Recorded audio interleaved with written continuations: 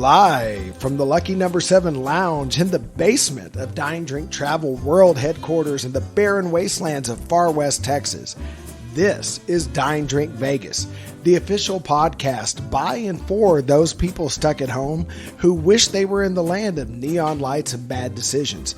I am your host, John, aka The Baller on a Budget, and here in episode 4, we're going to update some news, including an update to our baseball story from episode 2. We're going to get a rundown on Bill's recent trip to Vegas, and maybe a bit of a preview of my July trip, but not so much. And of course, we're going to take a deep dive into our drink of the day. But now it's time to welcome the man himself, the founder of Dine, Drink, Travel, the leader in the luxury lounge, the king of comps, the high roller of the high plains, the man who is always waiting for the limo to take him to his hotel. It's time to say hello to Bill. Come on in, Bill. Hey, John, how are you? I am great, and the more of this beverage I drink, the better I am. So why don't you introduce the drink of the week? So the drink of the week is a Vesper. It's a classic James Bond cocktail. But the reason that this is the drink of the week is that on the trip I made last week that we're going to talk about later on in this episode, I had an incident at Gordon Ramsay's Steak where they made me one that, whatever, they made a mistake with the drink. We'll talk about that later on, but I wanted to make it the way I wanted to make it, and now it's our drink of the day. So let's start with the classic formula for the Vesper. So this is a variation on the martini. So normally it would be 3 ounces of gin, 1 ounce of vodka, and a half ounce of Lillet Blanc or the dry vermouth of your choice. And per 007 himself, unlike a martini that should be stirred, this one gets shaken. And you don't put an olive anywhere near this. This is for a twist of citrus, be it lemon or lime. So lemon or orange, excuse me. Bill, let's talk about how you made yours, because neither of us followed the classic recipe. So I departed from orthodoxy just a little bit. I like vodka more than I like gin. I like gin, I just prefer vodka. So instead of using 3 parts gin to 1 part vodka, I used 2 parts gin to 1 part vodka to tame out some of the botanicals of the gin just a little bit. I still use, also that gave me an ounce less of total liquor, which probably helps at this point in the afternoon. So it was, and then I used a half ounce of the Lillet Blanc. I think that's the only dry vermouth I use. I make a point of always having, in addition to the bottle that I've got running in my fridge, I always have at least 1 and usually 2 backup bottles of it, just in case I run out and need more. Also, I am another place where I departed from orthodoxy. So the classic James Bond cocktail would be made with a lemon twist, and I didn't do that. I prefer the flavor of orange, so I used an orange twist. What'd you do, John? So I do like gin, so I kept the 3-to-1 ratio of gin to vodka. Also, it's my first drink of the day. Might be my only drink of the day. I'm going to make it a stiff one. The other thing I did is I did a full ounce of the Lillet Blanc. So I'm going to say something controversial in our generation. So you and I came of legal drinking age in the 90s. And in the 90s, vermouth had was the a legal dirty drinking word. age raised to 21 by the time it applied to us? Yes. And actually, my older sister, who's 7 years older than me, they moved it from 19 to 21. Well, they moved it from 18 to 19 a week before her 18th birthday. And then they moved it from 19 to 21 shortly before her 19th birthday. That's like Lucy pulling the football up from Charlie Brown. But for me, it was always 21. In the 90s, in cocktail culture, both gin and vermouth were not welcome. So a lot of people of our generation, what they want in a martini or a Vesper or anything like that is basically cold vodka and a lot of olive flavor. And in a Vesper or even in a martini, I don't want any olive. I guess I'm a big Kiss fan. I like cold gin, which is the heart of a martini, but I also really enjoy dry vermouth. I like the flavors that it brings, particularly with the London dry gin. So today we're using Sapphire. And then tell us about the vodka we're using, because I've never been a big vodka fan. You have converted me with this vodka. So let me back up. So for the gin, I'm actually using something called St. George's Gin. It's a boutique product out of California, but one of my buddies in my office has a brother who lives there. He brings it back from California every year. It's really good. So I used a little bit of a different gin where I happen to enjoy the botanicals. But sure, the Bombay Sapphire, also very good. The vodka is called Shevkov vodka. It is a Ukrainian product.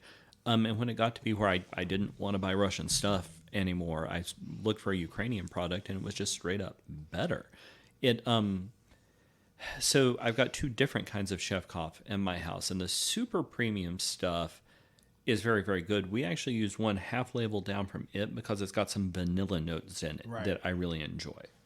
Right. And by the way, listeners, if I disappear at any point in this podcast, I will be going to get a sample of the other gin that I didn't notice when we were making this, because I like gin and that sounds like a delicious one, and I'm going to get there. So I'm not wrong. So we're having a lovely time with our Vespers, and I think this was a good call, Bill. And you have converted me. I used to believe in the Ron Swanson approach that clear alcohol is for skinny women on diets.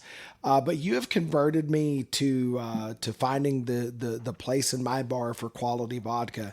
And it sort of reignited a love I have now for gin, that I think you enjoy gin, but I think I definitely prefer like the juniper quality a little bit more than you do. I tend to be more gin forward and vermouth forward on my choices than I think probably most drinkers, not just you. Yeah, no, I think that's probably a fair statement. And like I like vodka to the point where sometimes I will very rarely drink it neat, but I will sometimes drink vodka with just like a single rock in it, not pretend that somehow makes it a martini. I just enjoy the taste of the vodka. Yeah, and I totally get you, because I think the Shevkov in particular has convinced me that I used to believe that the point of vodka was to taste like nothing, but a really high quality vodka does have a flavor profile. It's subtle. If you're a whiskey drinker, a high quality vodka is going to be very, very, very subtle. But sometimes subtle things are profoundly enjoyable. And you, my friend, have completely converted me. All right. So that's enough about what we're drinking. Let's dive into the news. So, Bill, let's talk about, you've got 3 stories on the queue. So let's talk about Lake Mead. So in a previous life, I did a lot of work on what water levels were in the Western United States. And that's been a decade and a half. It's been a long time. But I learned a lot about how Lake Mead and Lake Powell actually function. And in terms of this podcast, what that means is, how does the city of Las Vegas get the water it absolutely has to have to function? When you fly in to Vegas, the lake that you see is Lake Mead, and the white bathtub rings are where water used to be. Now, to be specific, if you fly in from anywhere east of Vegas, so if we have 5 listeners, and if one of you happens to be on the West Coast, sorry. Okay. When I fly into Vegas, which is what it turns out I care about most. Also, I'm pretty sure that even if you're flying in from California, Lake Mead's on the approach path they tend to use anyway. Oh, okay. Depending on what direction the wind happens to be going that particular day. Well, then I learned something new. I stand corrected. It's the first time I've been right in a very long time. I'm going to hold on to it. But that's where the city of Las Vegas gets its water from. Those white bathtub rings are where water used to be. And as you fly into Vegas, you notice that those bathtub rings have been getting bigger and bigger every year because the water level's going down. We talked about this a little bit on the last episode, but the water levels continue to go up. I'm looking right now at a Washington Post story. It's talking about Lake Powell had risen it is rising right now more than a foot a day. The reason that's important is that Lake Powell is where they release water that goes into Lake Mead. Lake Mead is ultimately where Vegas gets its water from. But the upshot of the story is there was a whole lot of snow in the western United States this year. As it's melting off, that's feeding into Lake Powell. And what that's going to mean is that Vegas has probably bought itself at least another year without really sharp water restrictions. Well, and not only that, this is also really good news for His Honor, the former mayor of Vegas, Oscar Goodman, because the lower Lake Mead gets, the more some of his elderly clients are probably going to need a defense as barrels and cement-footed mobsters start to come to the surface. So getting more water is not only good for tourists like us and people who live in Vegas, it is a relief to those who may have left some of their colleagues at the bottom of Lake Mead due to some work disputes back in the good old days of Sin City. There may have been excellent reasons that somebody just voluntarily decided to put concrete on their feet and then go swimming and perhaps made poor life choices. You can never tell. Yeah, things happen. It's a complicated world. Okay, so what about Formula One? And I've got some thoughts here about my trip coming up in July. But Bill, what have we learned about Formula One and the Strip? So on the trip that I took last week, and I was there from Sunday through Monday, when I arrived on Sunday, Las Vegas Boulevard was as it always is. Las Vegas Boulevard is what the Strip is. By Monday morning, I woke up in the Bellagio and I could see they had closed off most of the lanes on one of the directions. That's going to continue from now until shortly before the Formula One race hits in, I think it's early November, because the standards for Formula One, in short, require pouring all new concrete wherever those very expensive cars are going to go. The upshot of that is it's going to be extremely hard to get up and down the Strip. And since it's going to be hard to get up and down the Strip, you need to plan extra time for where is your Uber going? How long is it going to take your Uber to get to the next hotel? How long is it going to get from the airport to the hotel, from the hotel to the airport in particular? It's going to mess up construction. Make sure you plan extra time for wherever it is you're going. The second thing to know, I was talking to my Uber driver when I was leaving the Treasure Island, which is far enough north that it's not directly impacted by what they're doing right now. But she said she didn't really want to take that trip, nor are most of the Uber drivers trying to do it, because with the construction that's going on Las Vegas Boulevard, it's whatever. The trips take longer. The Uber and Lyft drivers don't get paid anymore. And that's another thing that you got to plan into your trip. There may be fewer drivers willing to take the trip because of how bad the construction mess is. Right. So, for example, my wife and I plan to go over July 4th, and this may work out good for the YouTube channel, which is what Bill is always thinking about. In our guys' trip in March, we ate at Herbs and Rye, which, by the way, if you haven't seen that video on YouTube, go watch it. Herbs and Rye is one of the best happy hour deals in Vegas. And is it the best steakhouse in Vegas? No. Is it one of the best steakhouses in Vegas? No. I think it is one of the best. I'm not sure about that, but I will say this. Is it one of the best bargains in Vegas with a really decent steak selection and one of the best cocktail menus in Vegas? It is that. And for that reason, I think it is a must do. And particularly as the resident baller on a budget, if you're trying to economize and still have a great time, Herbs and Rye is phenomenal. I hear its sister restaurant Cleaver is as well. We haven't gotten to that one yet. But I wanted to take my wife there on July 5th of this trip. But now with the difficulty of getting in and out of the Strip to other parts of town, we're starting to reconsider that. So we may cancel that and do something like Super Frico or Mona Amiga B or another steakhouse on the Strip. And by the way, listeners, if you've got a restaurant that you think we should be reviewing and something you want to see some footage of, this is your chance to leave comments and tell us so, because I really am with the Uber situation, rethinking whether or not I need a dinner on that night that's going to be walkable rather than requiring a ride share. So here's the problem. You can't tell for sure what the construction's going to be like on the particular day that you're there. Correct. And it's absolutely possible that you go and there's no problem at all. But it's Vegas. Every decision you make is made based on calculating the odds. And the odds suggest to me you're a lot better served by going someplace you can walk to, at least until the Formula One people are out of town. And I know you really want me to find some place that I can walk to that has high hits on Google Analytics so we can put a video out that will be in demand for the channel. And I totally respect that. And that's probably what we're going to do.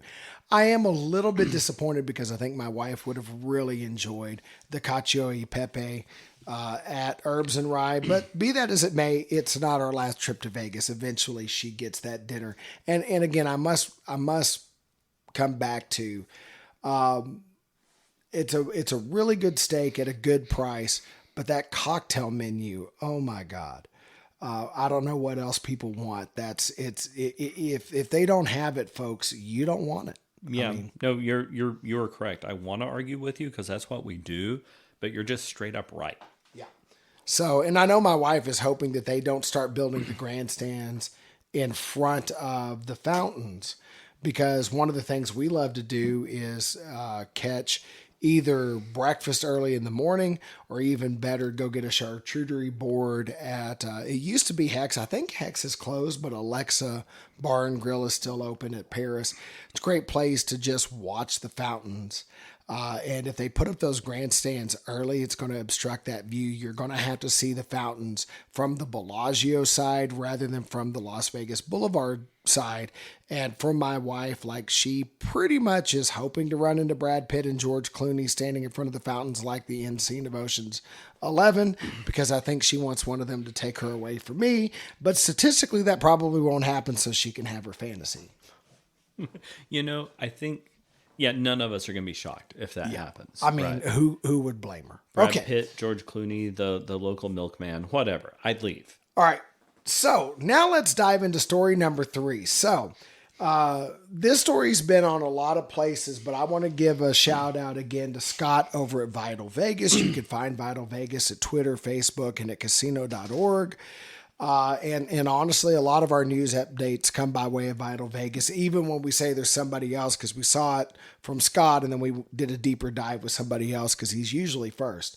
So in episode 2, we talked about the A's moving into a spot on the other side of I-15 from the Strip. And we talked about, you can't really walk from the Strip to there. Well, now word is that they've reached an agreement with Bally's, the corporation. And now, folks, let me stop right there. The Bally's Casino was owned by Caesars, not the Bally's Corporation. If you go to Bally's locations outside of Vegas, they're run by Bally's. But on the Strip, Bally's was run by Caesars. Well, Caesars also owns the rights to the Horseshoe brand, which I still think of as being Jack Binion, and I think the Horseshoe should be downtown. Nonetheless, Bally's has now become the Horseshoe. So, Bally's owns the Tropicana.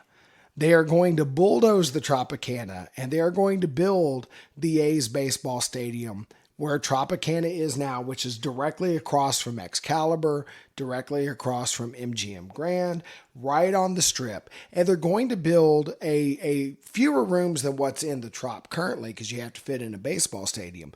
But they're going to build a hotel and casino around there. And this raises an issue that I particularly want to ask Bill about. So listeners, if you don't know, Bill is an expert in communications. And his career has been in the nonprofit sector, government and education. But he has trained a lot of people who've gone on to corporate and PR jobs. So Bally's is going to have a decision to make when they build the hotel and casino around the stadium. Now, the stadium naming rights will be up to the A's. We know that's always how this works. But for the hotel and casino, Bally's could keep the Tropicana name. It's one of the oldest brands associated with Vegas. If you talk to anybody over 45 years old and you say list some names, like when you think about classic Vegas, the Trop is up there with, say, Flamingo or Stardust, which no longer exists, and some of the other brands. But Bally's is heavily associated with sports. So Bally's Incorporated is going to have a choice. Do they brand this new hotel as a new Tropicana? Do they brand it as Bally's because now they can, because Caesars has given up that name in Vegas? Or do they go for something behind door number 3? So Bill, in your opinion, if you were advising the leaders at Bally's Incorporated, what would you name the new hotel and casino that's going to surround the A's ballpark on the Las Vegas Strip? So as a general rule, Vegas is trying to market to a younger demographic than you and I are, which is weird because people our age have more money than most people in their 20s. I guess what I'd want to look at is what are the demographics of the people who actually watch baseball games. And obviously those demographics aren't going to be the same as the ones watching the Oakland A's in Oakland right now. But I would look at who tends to stay in the south end of the Strip right now. I would look at who tends to watch baseball, and then I would make a decision. If you assume that your baseball watching audience is relatively younger, then I would probably come up with a new name for that hotel in an attempt to appeal to them. If you assume that they're in their mid-40s and up, And then sure, I think you probably go with one of those old existing names. Yeah. And then I wonder too, legally, like they can get the name from Caesars. That's not a problem. But is there a conflict of interest because the A's are carried on Bally's network? It used to be Fox Sports Southwest. Now it's Bally's Southwest. Can you use the Bally's name in that context? I don't know if that's an issue. I can't imagine that would be an issue. I mean, there are all sorts of organizations who have similarly named sub corporations who do different, parts of the project. Right. So no, I mean, essentially the only way that'd be a problem is if Bally's had a problem with it, which would be a weird set of circumstances, in which case we're probably not having this conversation. I just want, whatever they call it, I want to stay in that hotel because I'm a baseball nerd. So from there you would be able to walk really, really easily to the New York, and to the MGM, and to one of the two hotels on the Las Vegas Strip that I don't like to talk about very much, right? The Dirty Castle, isn't it? Excalibur's right there. Yeah. Yeah, easy access. So, there would be two hotels that I'd really want to walk to on the other corners, as well as the Excalibur. And yeah, no, that's a place I think I want to stay at. I don't much care. I think my bigger question about all this deal, so we told our listeners in episode 2 that the A's had entered a definitive agreement to purchase the real estate on the other side of the interstate. And I commented, I don't understand why you would agree to make the agreement. And I don't understand how things work, right? Because it sounds to me like they're still legally obligated to purchase that other land. So I think that by agreeing to agree, they left themselves legal wiggle room. And I think that was a sign that, they were willing to build on that site. But one of the things we talked about in episode 2, that if they built on that site, you really want foot traffic, preferably to the Strip or to downtown, in order to get tourists to go to baseball games. So that location across I-15 was going to require a pretty large and expensive to build skywalk to connect you to a tourist artery, right? You could go right into the back of Park MGM, but it wasn't going to be cheap. And I don't know how much money MGM was going to want to contribute to that, even though it'd be good for them as well. You've got a mutually beneficial arrangement. But by building on the Strip, you take that away. And I think they entered into the agreement that way, because I remember you bringing that up in the episode, because they wanted to give themselves an out. And it sounds like they were pretty wise to do that, because this has got to be a better deal. It must be a better deal. And even if the land costs them more, which it almost certainly has to, it's so much easier to get people in and out of there. It'll help the traffic patterns tremendously in the area because most people probably won't be driving their car. Okay, there will be a chunk of fans who won't be driving their cars. They'll simply be walking back to their hotel. I think where I really want to go on a baseball trip, I'm assuming if I'm the Mandalay Bay, on baseball days, I build a shuttle in that runs several times because it's a couple properties down. If it's 118 degrees in Vegas, you're not going to want to walk a couple of properties. But it's also a real short shuttle trip. And I think I would love the day of you have a pool day roll into the baseball game, or if it's an afternoon game, baseball game roll into the pool day. I'm glad you brought that up because they already have it. So there is a tram that runs from Excalibur to Luxor to Mandalay Bay. So I think the big winner in all of this is MGM Properties. Get Bally's is also going to, whatever they build there, that hotel is going to be booked on game days, and good for them. And it's it's their last spot on the Strip, and they need to capitalize. But if I'm MGM Properties, and now that they've sold Mirage, they are now, all of their properties are easy access to the ballpark, because if you are at Bellagio, the Cosmo, Aria, Park MGM, there's a tram connecting all of those. So you get off the tram at Park MGM, walk over to New York, take the Sky Bridge over. Easy. Or and Bellagio is the furthest one away. Right. Right. Yeah. And if you're Mandalay Bay or Luxor, you ride that tram down to Excalibur and there's a skywalk. If you're MGM Grand, there's a skywalk. The infrastructure for MGM to capitalize on baseball related packages and get baseball fans to stay in their property. They don't need shuttle buses. They don't need limos. That tramp from Mandalay Bay up to Excalibur or from Bellagio down to Park MGM, it's already there. If anything, if I was MGM Grand, I would actually think about putting stations in New York, to complete that line, that from Mandalay up at New York, or from Bellagio down to New York. And I think for a relatively, in Vegas terms, small investment, they get a chokehold on baseball because what Bally's puts in is going to be relatively small by comparison because you have to accommodate the ballpark and the hotel casino. So it's going to be smaller than Bally's. Did Bally's retain any of the land? Do we know for sure they've got the right to build that hotel? Yeah, that's part of the sales agreement. Is it is going to be a ballpark surrounded by the hotel and casino, which, by the way, I wonder if there's going to be rooms, and I'm sure it's a premium on a game day, where you could sit in your room and look out the window at baseball. And I don't know yet. I can't wait to see what they come up with. But yeah, Bally's has absolutely been clear. There's a hotel and casino going on site. And what I've read says around the ballpark. So the other possibility that raises, because it's not just a summer thing, I love to go into stadiums and just take stadium tours. And that's hard to do on game day. But let's say you're there on a random day in November. They've already got the hotel. The baseball stadium's not being used for anything. I bet for $20-$30, they will sell you a ticket where you can take a guided stadium tour, which would be another really cool Vegas experience. Absolutely. Absolutely. Like, I think this is a plus. For me, my allegiance, look, I realize the A's owners aren't that good, but neither are my own Texas Rangers. The moment they set up shop in Vegas, I'm sorry, Texas Rangers. I'm sorry, Nolan Ryan. I'm an A's fan.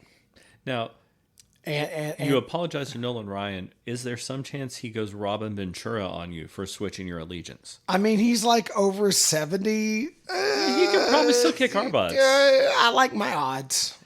You know what? God bless. I'm not helping you in that fight. I mean, I got beat up by you when we were wearing sumo suits, so that's probably, I'm going to live to regret that. But yeah, I like my odds. I think I could take the old man. Also, Nolan, if you're listening, your beef isn't that good. It's not. Just quit. Your cows, they're average cows at best. I'm not buying your steaks. Yeah, Earl Campbell's Hot Links, awesome for Texas sports related meat products. Nolan Ryan beef, meh. Yeah, I said it, okay? I said it, Nolan. I said it. You know, Mr. Ryan, if you feel the need to kick his posterior, please let me know. I'd be happy to give you the address because I don't understand the words coming out of his mouth. He's not Chuck Norris. Come on. Again, go talk to Mr. Ventura, right? The only man to ever get 6 hits off of Nolan Ryan in the same inning. Yeah, that's true. It was a long time ago. Yeah. All right. Anyway, so Bill, let's move on. You had a trip to Vegas last weekend. And by the way, first of all, I applaud your bravery for being on a guy's trip to Vegas on Mother's Day. So your wife hasn't murdered you, as evidenced by the fact that you're here to record with me.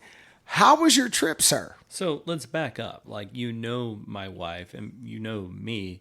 Would you want me in your house more than is absolutely necessary, or would you also encourage me to leave? She has set the bar very, very low at this point in your marriage, and I applaud her for her realism. I prefer to think of it more as resignation, but sure, realism works. So the trip was fantastic. I met my buddy Ryan for a couple of nights. Ryan is one of the godfathers to my children. He was there for 2 nights. I stayed in 3 different hotels over the course of the 3 nights because, again, I was mostly trying to get content for the YouTube channel. But I stayed at the Bellagio, the Horseshoe, and the TI. And, you know, the last couple of trips, I had stayed way up on the North Strip, or else I had stayed downtown. This is the first time I had really camped out in the center of the Strip in a while, and I forgot how much I liked it. Now, I like it more during the middle of the week than I like it on the weekends because it's not so blame crowded. It was great. And I think before I talk about those hotels, I want to talk about the experience I had at the 3 steakhouses I ate at. Okay, but I'm going to stop you right there because I am the baller on a budget. So what Bill just said, about going in the middle of the week. Folks, if you're trying to Vegas and you want to save a few bucks, doing a 3-night Monday through Thursday or Tuesday through Friday trip, you really can save a couple $100 on your hotel booking and sometimes on your airline booking. And that's money you could spend eating at better restaurants, doing a little gambling, catching a show. So that is one of the great money saving tips in Vegas is if you can do it, don't go on the weekend because you really can put some money back in your wallet, which let's be honest, Vegas is going to find a way to get that money from you because that's what Las Vegas does. But so I'm not suggesting you're going to save money. You're just going to get to spend your money on a wider variety of things. No, All right, anyway, go ahead. absolutely. I very much am a proponent of the midweek Vegas trip. It does things like make restaurant reservations easier and all that. So in order, we ate at three different steakhouses, and in order, they were Gordon Ramsay steak, which is in the Paris. Then we ate at Bouchon, Thomas Keller place, where we entered in the Venetian. I don't know, it wasn't actually in the Palazzo, but somewhere in the Venetian Palazzo complex. And then on the last night, I ate. I just had a total brain pass. Well, while you're doing that, I'll let you think about the third place. I will say, listeners too, and again, baller on the budget tip. When you're thinking about going to Vegas and you're going to fly Southwest, aka the Greyhound of the skies, one of the things I have found is that sometimes, not all the time, sometimes you can get your airfare and a stay at the Palazzo or Venetian cheaper than the airfare alone at Southwest Vacations. So check out Southwest Vacations and Southwest. My wife and I got a deal there. It was $80 cheaper than our airfare only. And we used that money, we upgraded, and the reason there's a Prestige Lounge video on our channel, I could afford the Prestige Lounge because I saved that money on what we booked. So Palazzo Venetian, you can get it on a budget through Southwest Vacations. Not all of the time, but check the website because sometimes they run some incredible deals. Okay, Bill, third steakhouse. So, sorry about that, folks. I guess I was just on mental pause, and I swear this is my first drink of the day. The last night we ate at Bizarre Meats by Jose Andres. So let's start with Gordon Ramsay's steak. It's in the Paris. It's a London steakhouse. So the entrance to the place is really cool. They call it their chunnel, but they made it look like the underground tunnel, the chunnel, which connects Paris to London. So they do a good job with the decor. But I've gone back through all of my pictures of this restaurant, and they're all red because there's this red lighting of it. And overall, I like the ambiance, but it was whatever. There's a very particular tone to it.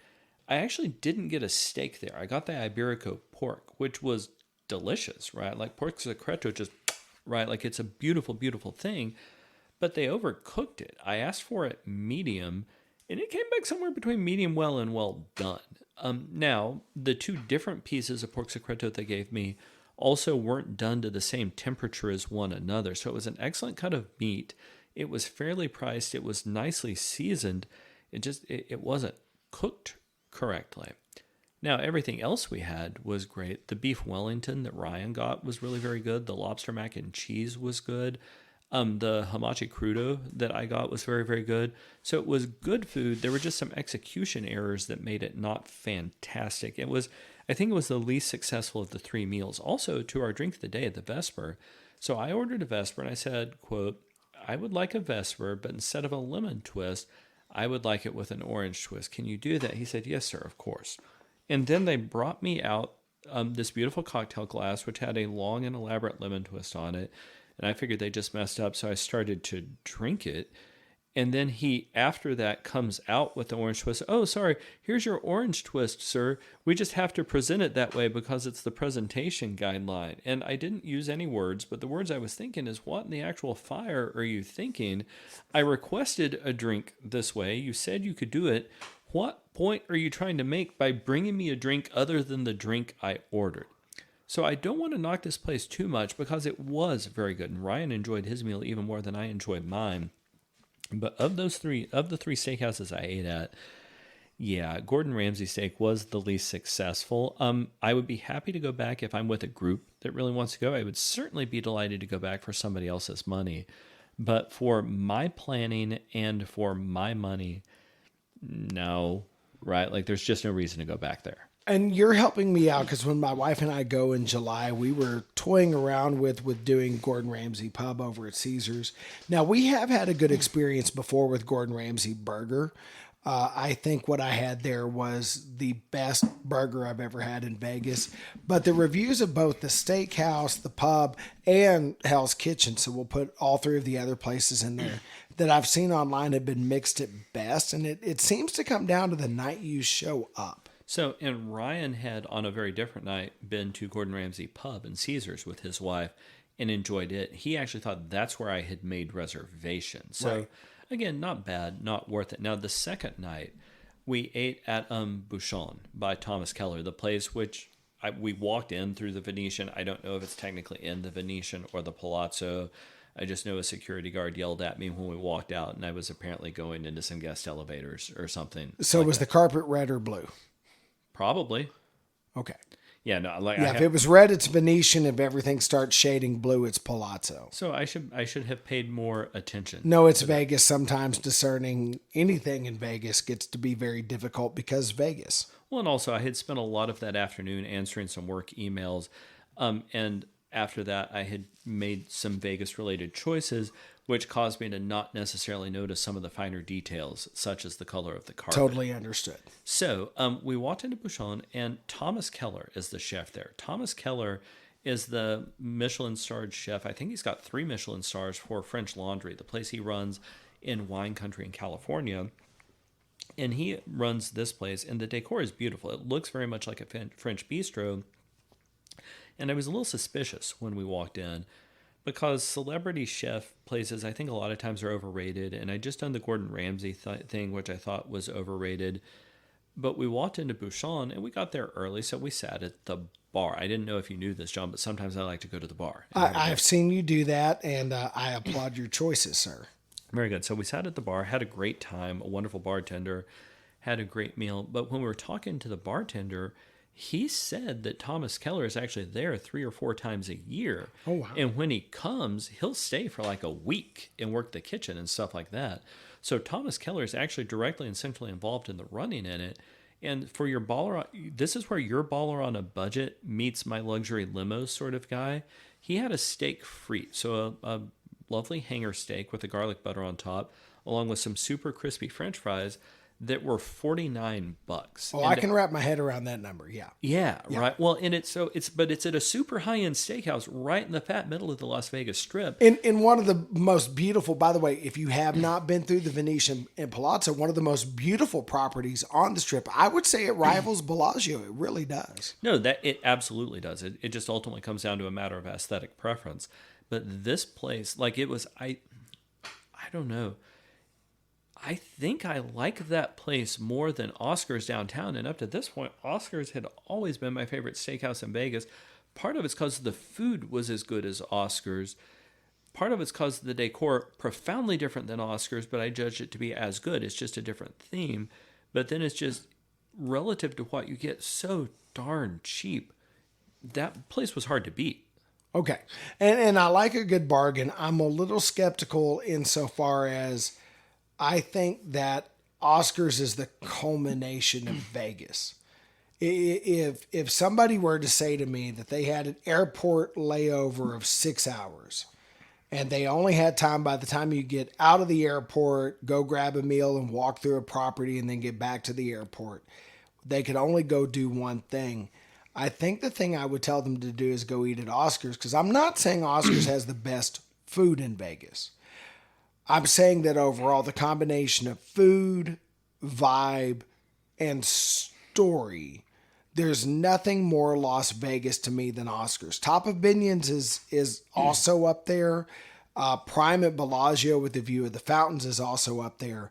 But I like Oscars to me is quintessential Vegas. So when you make a claim like that, So to your point, right?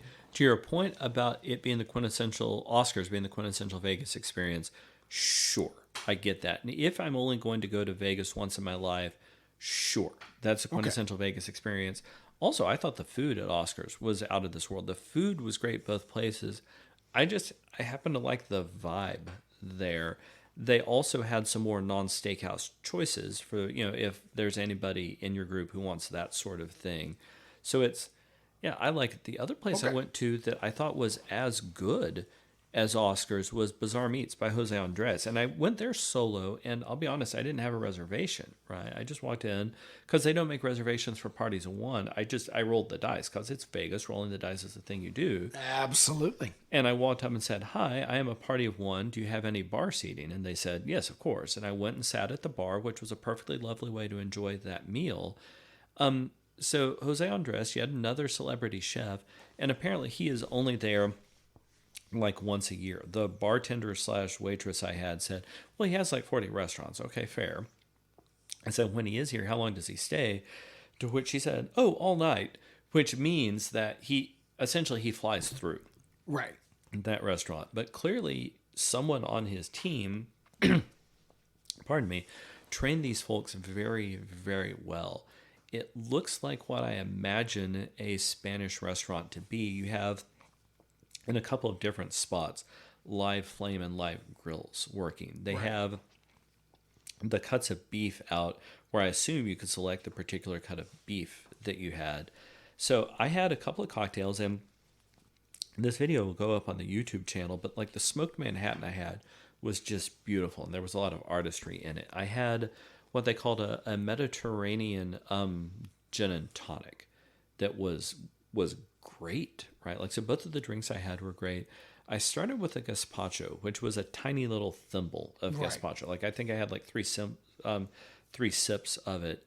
But up until that moment in my life, I did not like cold soup. I now like cold soup, right? It was a phenomenal drink, or pardon me, it was a phenomenal soup. And essentially it was an amuse-bouche, but it worked out well.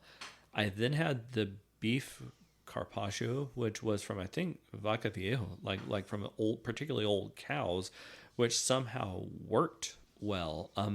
It had a really nice salty pop to it. And then for dinner, because I'd already had beef as my appetizer course, apparently I was in a pork secreto mood, so I had another pork secreto, which they did a much, much better job of than the Gordon Ramsay people did. And while it is not a cheap meal, you know what? They've actually got some pretty well price managed options on there. There are certainly steakhouses in Vegas that will abuse you more than that one did. I am glad I went there, and I would absolutely go back to that place again. So of the three steakhouses I went to, I had 2 hits. Yeah. Sounds like you had a good trip. No, I had a great trip. Culinary-wise, at least. Yeah, well, and in terms of rooms, I had a great one. So when I stayed at the Bellagio that first night, I stayed in a premier fountain view room. So this is just a regular room, but it's a regular room that has a good view of the fountains. And I think the regular rooms at the Bellagio are the nicest regular hotel rooms I've ever stayed in. And if you get a chance, folks, to pay extra at the Bellagio for a view of the fountains, I would do it, particularly over the next year or so when you've got the Formula One grandstand there. Right. And you can't really see them from the streets anyway.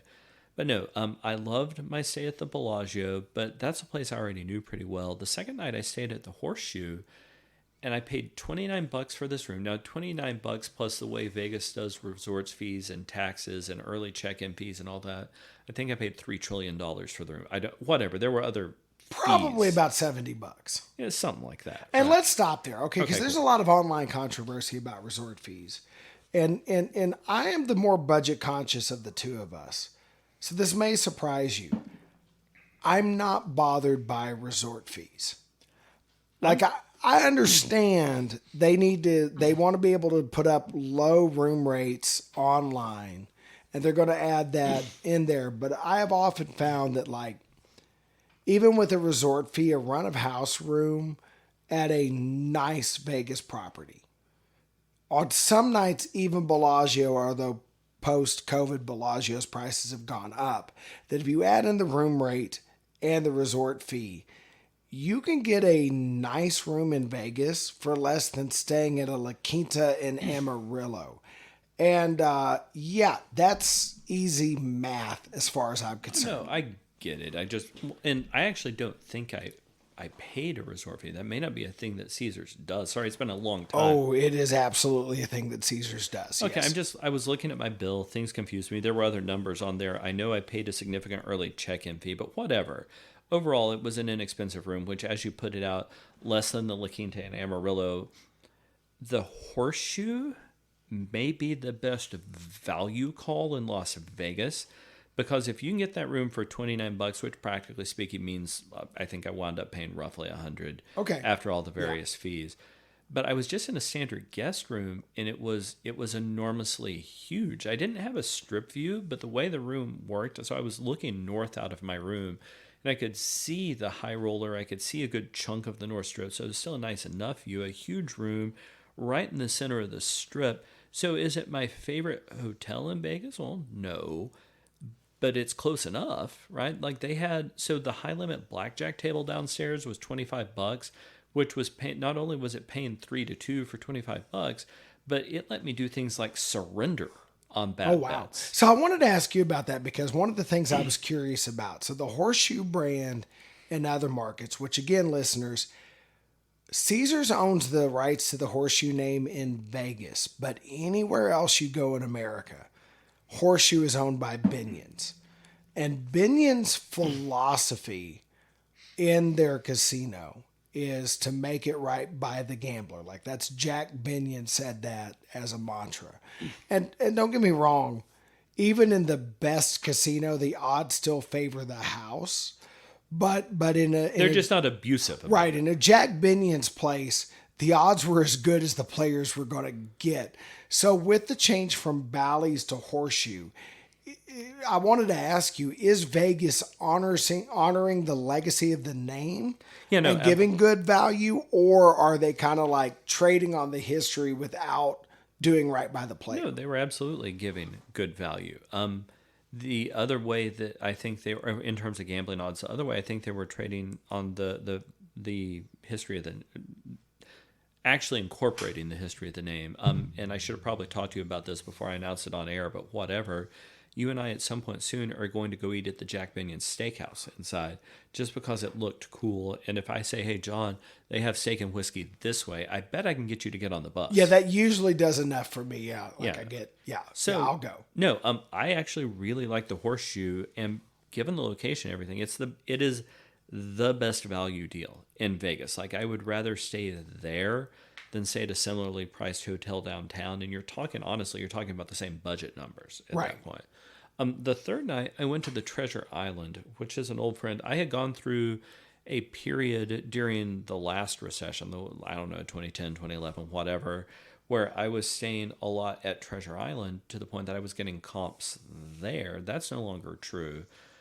But the suites at the Treasure Island, the Petite Suite and the Tower Suites, are excellent budget upscale experiences in Vegas. Like both of those rooms have 2 bathrooms. So, and I find that fascinating because I've never stayed at Treasure Island. The casino at Treasure Island, and again, I'm the baller on a budget. I mean this lovingly.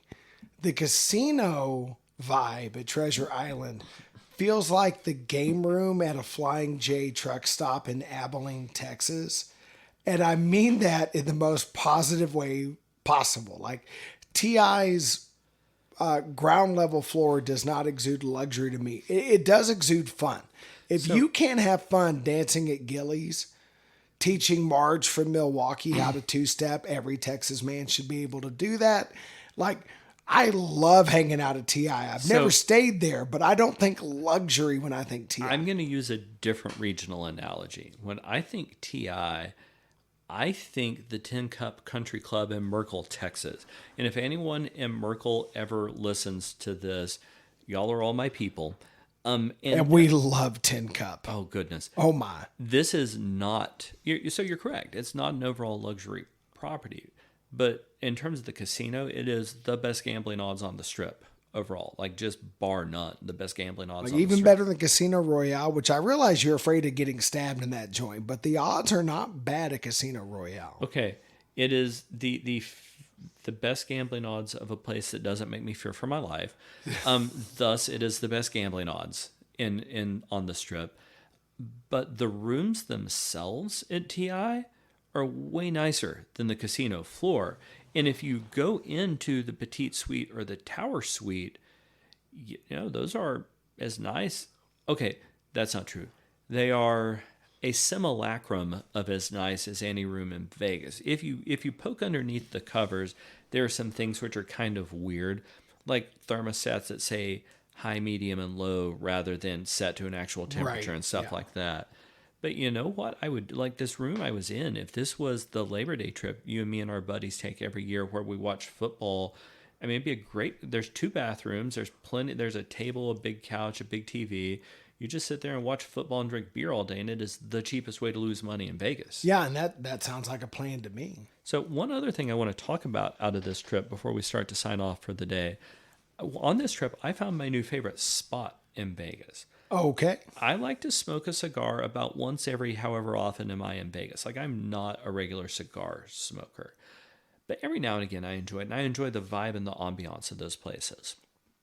At the Fashion Show Mall, the intersection is on the one corner, you've got that mall.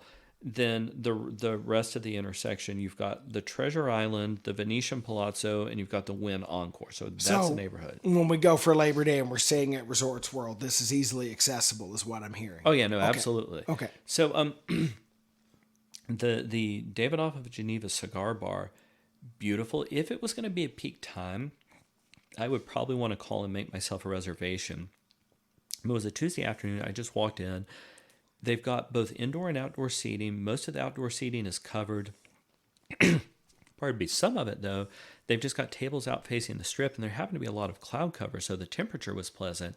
It is a beautiful place with probably the best mojito I've ever had. I got it at happy hour, so it was only $9. I got a really good cigar. They also had Rhetoric bourbon. They had the Rhetoric 23-year-old bourbon, and this is probably the one real upscale treat I let myself have this whole time. I got a glass of 23-year-old Rhetoric bourbon for $50. And it's not that that's Not a cheap bad. class, but for what it was. For what it was, yes. Right. Because that is an expensive bottle. So, yeah, that's a good deal for what you got. No, it is a beautiful setting. They took exquisite care of me. I'm going to put a video of that up on the YouTube channel sometime pretty soon. But it was that's my new favorite spot, to just sit and have a drink and a cigar. If you can't possibly have a better people watching spot, because you've got little bar seating that looks directly outside, that looks just directly over like the sidewalk up and down the strip, right? Like I don't know what else you're waiting for at that point. Yeah, that sounds absolutely, absolutely phenomenal. Well, and for the baller on a budget, again, you've got happy hour or the Thursday night specials or the whatever. Like, they're conscious of not being in one of the big hotels, and they make it work for you. Well, that sounds like a real pick, and we're going to go ahead and start cutting our episode off right there. So this is John and This is Bill with Dine, Drink, Vegas. We can't wait to talk to you next time. In the next few episodes between now and July, we will keep you up to date on all the latest Vegas news. Bill will break down more of his recent trip. I've got a trip coming up in Nurset that will include in July that includes the lunch special at Nurset. So we cannot wait to get back here for episodes 5, 6, 7, and 8 over the next few months. We thank you so much for listening. Please like and subscribe our channels on YouTube. Follow us on Twitter at Dine Drink Travel and at Dine Drink John. Find us on Facebook at Dine Drink Travel. And anything else, Bill? No, that's it. Thanks for listening, folks. Thank you so much, and we will catch you in 2 or 3 weeks for the next episode.